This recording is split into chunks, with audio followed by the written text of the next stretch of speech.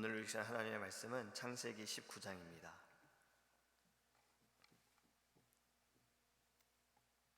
창세기 19장 1절에서 11절 말씀입니다. 제가 주는 성경책은 구약성경 23페이지입니다. 창세기 19장 1절에서 11절입니다.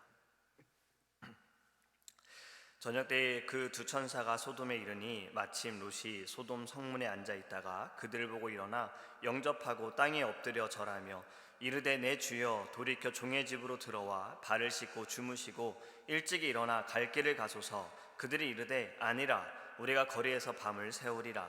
롯이 간청하매 그제서야 돌이켜 그 집으로 들어오는지라. 롯이 그들을 위하여 식탁을 베풀고 무교병을 구우니 그들이 먹으니라. 그들이 눕기 전에 그 성사람 곧 소돔 백성들이 노소를 막론하고 원근에서 다 모여 그 집을 애워싸고 롯을 부르고 그에게 이르되 오늘 밤에 네게 온 사람들이 어디 있느냐 이끌어내라. 우리가 그들을 상관하리라. 롯이 문 밖에 무리에게로 나가서 뒤로 문을 닫고 이르되 청하노니 내 형제들아 이런 악을 행하지 말라. 내게 남자를 가까이 하지 아니한 두 딸이 있노라. 청하건대 내가 그들을 너희에게로 이끌어내리니 너희 눈에 좋을 대로 그들에게 행하고 이 사람들은 내 집에 들어왔은즉 이 사람들에게는 아무 일도 저지르지 말라. 그들이 이르되 너는 물러나라. 또 이르되 이자가 들어와서 거류하면서 우리의 법관이 되려 하는도다. 이제 우리가 그들보다 너를 더 헤아리라 하고 롯을 밀치며 가까이 가서 그 문을 부수려고 하는지라. 그 사람들이 손을 내밀어 롯을 집으로 끌어들이고 문을 닫고 문 밖에 무리를 대소를 막론하고 그 눈을 어둡게 하니 그들이 문을 찾느라고 헤매었더라. 아멘. 오늘 본문의 말씀을 다시 정리해보면 롯이 천사를 성문에서 만나 그들을 초대해서 자신의 집으로 지금 데리고 갑니다. 대접을 하고 눕기 전에 아주 늦은 저녁 시간에 소돔 사람들이 롯의 집에 찾아옵니다. 문을 두드리고 너희 집에 방문한 사람들을 데리고 나와라 라고 이야기해요. 그들이 누구인지 궁금해서가 아닙니다. 이들은 자신들의 욕망을 채우기 위해서 그들을 찾고 있는 겁니다. 소동하는 사람들에게 롯이 나아가 그들을 내버려 두기를 간청합니다. 오히려 사람들은 롯을 더 해하려고 하지요. 그때 천사들이 롯을 집 안으로 끌어들이고 소동하는 이들의 눈을 어둡게 했다라는 것이 오늘 본문의 내용이에요. 오늘 본문의 내용을 우리가 읽어보면서요, 소돔과 고모라가 얼마나 타락했는지를 좀 알 수가 있습니다. 얼마나 소돔과 고모라가 타락을 했으면 하나님께서는 아브라함에게 내가 이 땅을 멸하리라 라고 말씀하셨어요. 오늘 우리가 롯과 백성들의 대화를 통해서도 잘 알 수가 있어요. 하나님께서는 노아 때에도요, 이들의 생각이 악하다, 이들의 행하는 것이 악하다 하셔서 홍수로 물로 하나님께서 심판하시리라 말씀하셨고 또 심판하셨습니다. 온 땅에 하나님 앞에 부패한 것에 대해서 하나님께서는 그들을 심판하시기 위해 벌하시려고 마음을 정하신 것이지요. 여러분, 소돔과 고모라 땅에도 이러한 부패함이 너무나도 가득했다는 것을 오늘 본문을 통해서 우리는 알 수가 있습니다. 지금 롯과 이 사람들의 대화만을 보더라도 새로운 사람들에 대해서 대접하려고 하는 것이 절대 아니다라는 거죠. 어떻게든 이들을 넘어뜨리려고 하는 모습들이 그들 안에 있습니다. 자신들의 만족을 위해서 상대방에 대한 배려심은 전혀 없어요. 오히려 자신들의 욕망을 채우고자 하는 마음이 너무나도 가득하다라는 겁니다. 오늘 본문에 있는 말씀에 그들을 이끌어내라, 내가 그들과 상관하리라. 여러분, 이 상관이라는 단어는요, 바로 동성애를 말하는 겁니다. 성적인 단어예요. 얼마나 타락했는지, 얼마나 부패했는지 우리는 이 본문을 통해 알 수 있습니다. 이러한 부패한 땅에요, 롯이 그들을 달래기 위해서 말을 꺼낸 것을 볼 때 처음에 이렇게 말을 꺼냅니다. 형제요. 영어로는 friend라고 기록이 되어 있어요. 여러분, 지금 롯은 소돔의 백성들에 대해서 형제들아, 어이 친구들아, 진정해, 이렇게 이야기를 하고 있는 거예요. 정말 롯이 이들을 형제라고 생각을 했을까? 저는 이 말씀을 계속해서 묵상해 보면서 어쩌면 이들을 좀 어떻게 달래보고 싶어서 마치 저희가 식당에 가서 이모 또는 누나라고 말했을 때 반찬 더 주잖아요. 그렇게 달래고자 하는 마음 때문에 형제요, 친구요 이렇게 부른 게 아닌가 생각을 합니다. 왜 이렇게 제가 생각을 했을까요? 만약에 진정으로 롯이 이 소돔의 백성들이 자신의 친구이고 자신의 형제들이라면 여기까지 와서는 안 됐습니다. 이렇게 타락하는 데까지 와서는 안 됐습니다. 자, 여러분들의 삶을 우리가 생각해 보기 원합니다.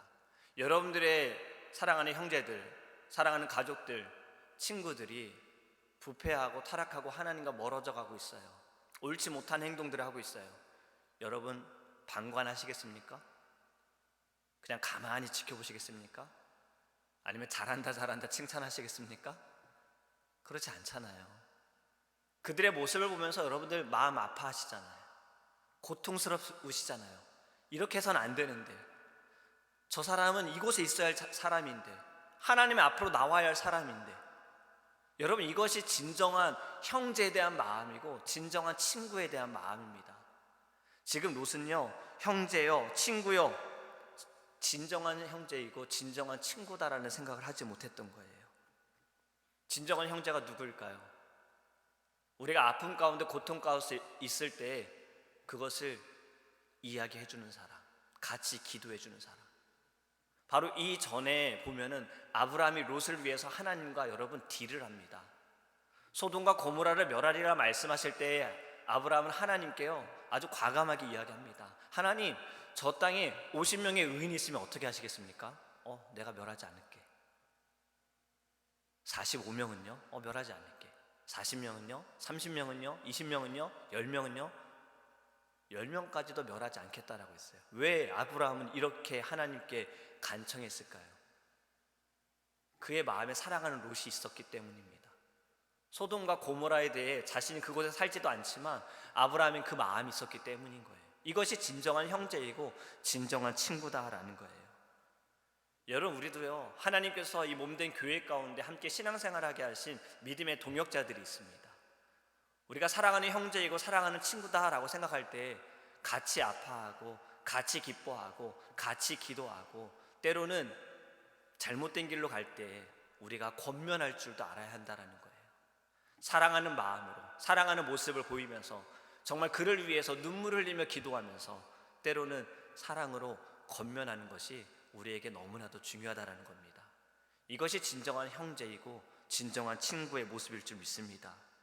여러분, 오늘 롯은요 또 이렇게 말하지요. 7절 말씀에 내 형제들아 라고 말하고요, 이런 악을 행하지 말아라 라고 해요.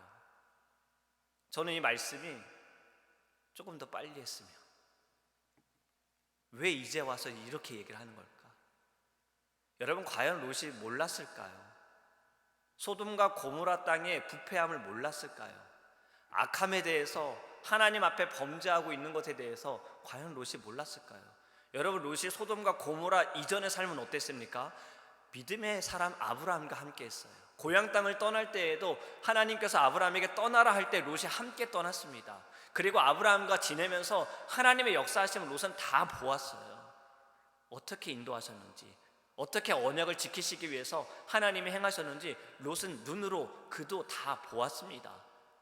그런 사람이 소돔과 고모라의 모습을 보고서 악하다, 부패하다 이 생각을 한 번도 하지 못했을까? 너무 늦었어요. 이런 일을 행하지 말아라 이 말이요, 소돔과 고모라에 들어가는 순간부터 했어야 되는 거예요. 그들의 삶을 보면서 이야기했어야 되는 거예요. 여러분, 이것은 절대 옳지 않습니다. 여러분, 요나가 하나님의 말씀을 듣고 그가 니느웨 땅에 가서 하나님의 말씀을 전했잖아요. 40일 이후에 이 성이 멸망을 당할 겁니다. 여러분, 롯도 그렇게 외쳐야 됐어요. 여러분, 이렇게 해서는 안 됩니다. 이것은 절대 옳지 않습니다. 하나님이 기뻐하시지 않습니다. 하지만 롯의 외침은 너무 늦었다라는 겁니다. 여러분, 이것이요 우리의 삶에서도 명심해야 합니다. 저희도요 어쩌면 늦을 때가 올 수 있어요. 우리가 더 이상 늦지 않기 위해서 우리는 오늘도 열심으로 살아야 돼요. 오늘도 열심으로 살 것은 영혼들을 살리기 위해 열심으로 살아야 된다는 거예요. 내가 한 번 놓치는 순간에, 내가 한 번 쉬는 순간에 어쩌면 한 영혼을 우리가 살리지 못하는 순간이 올 수도 있다는 거예요. 여러분, 아직 늦지 않았습니다. 2022년부터 하겠습니다. 내일 모레, 물론 얼마 남지 않았어요. 오늘부터 하셔야 돼요. 사실 우리는 내일도 모르잖아요. 여러분, 내일의 삶을 아십니까? 우리는 아무도 모릅니다. 우리는 코로나에 대해서도 아무도 생각하지 못했어요. 한국에서 벌어질 때 하나님 멈춰주세요, 그들을 주님 고쳐주세요 했는데 어느 순간 미국에 들어와 버렸어요. 그리고 전 세계로 퍼져버렸어요. 우리는 내일을 아무도 모릅니다. 그렇기 때문에 우리는 오늘 최선을 다해 살아야 하는 거예요. 최선을 다해 하나님께 영광을 돌리고 최선을 다해 복음을 전해야 하는 거예요. 형제들아, 이러지 말아라. 여러분, 롯처럼 늦지 않기를 원합니다.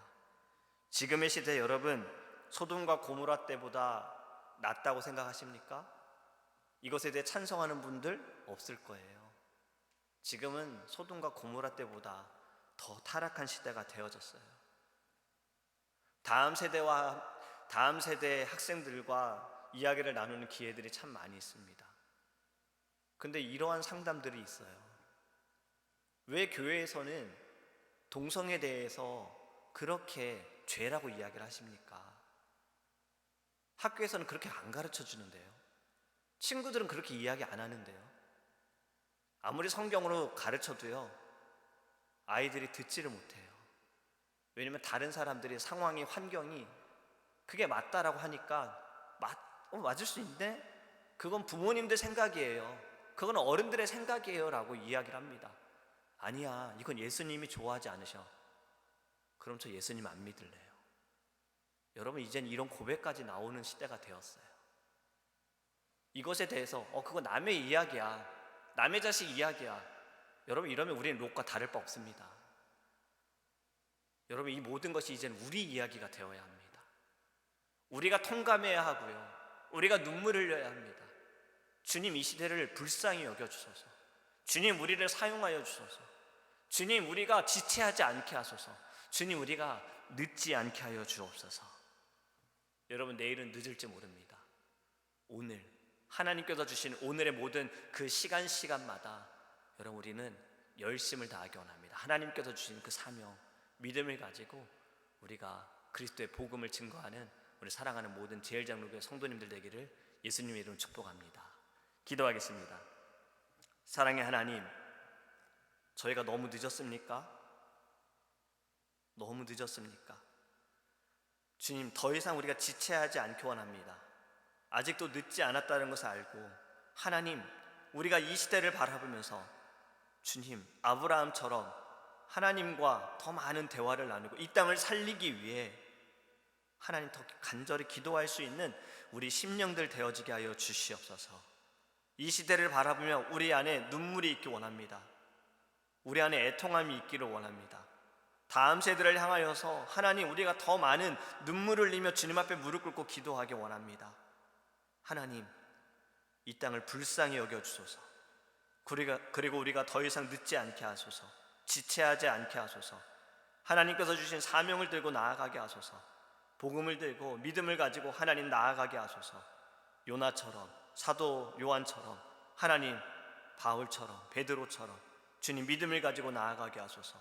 죽어가는 영혼들, 이 모든 이들이 우리에게 사랑하는 형제요, 우리의 친구요, 이 마음을 가지고 하나님 그들을 살리기 위해 믿음으로 나아갈 수 있는 하나님 귀한 오늘 하루가 되게 하여 주시옵소서.